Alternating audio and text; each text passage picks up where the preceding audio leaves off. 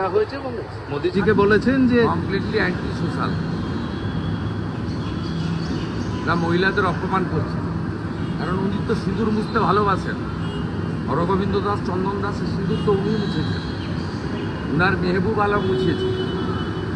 স্বাভাবিকভাবে বলবেন মোদিজির সঙ্গে ওনাকে লড়তে হবে না, ওটা আমি লড়ে হারিয়ে দিয়েছি, আবার 26-এ হারাবো। মোদিজির সঙ্গে কি লড়বেন? মোদিজি একটা গঙ্গা, মহাসমুদ্র, আর উনি কালীঘাটের নালা। উনি কার সঙ্গে কার তুলনা করছেন? আমি হারিয়ে দিয়েছি, আমার সঙ্গে লড়ুন, তারপরে মোদিজি। উনি বলছেন যে সিঁদুর আপনি তো আপনার স্ত্রীকেই পরাননি কখনো, সিঁদুর সবসময় স্বামীর হাত থেকে স্ত্রীকে নিতে হয়, তো মোদিজি তো নিজেই পরান। উত্তরটা দীপক ঘোষের বইতে পাবেন। উনি এই লেভেলে অ্যাটাক করলে দীপক ঘোষের বইটা ছাপিয়ে বিতরণ হবে।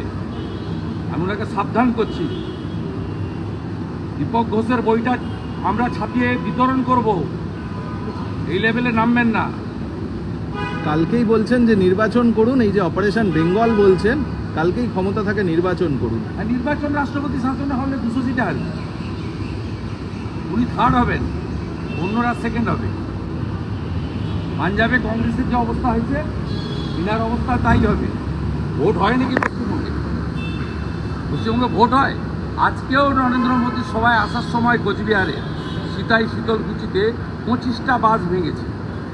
ওর আদিবাসী সমাজের প্রচুর মানুষ হসপিটালে আহত হয়েছে।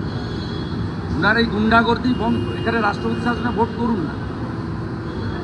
আজকে প্রধানমন্ত্রী যা বললেন তাতে আপনারা কর্মীরা কিভাবে উজ্জীবিত হল? প্রধানমন্ত্রী ফিক্স করে দিয়েছেন এজেন্ডা, পাবলিককেও বলে দিয়েছেন, 7টা বিন্দুর উপরে তিনি বলেছেন। সুশাসনের কথা বলেছেন, সুরক্ষার কথা বলেছেন, বেকারদের দুর্গতি চাকরি চুরির কথা বলেছেন, তুষ্টিকরণের কথা বলেছেন। মালদা মুর্শিদাবাদে যেভাবে ইসলামিক জঙ্গিদের দিয়ে আক্রমণ, তার কথা বলেছেন।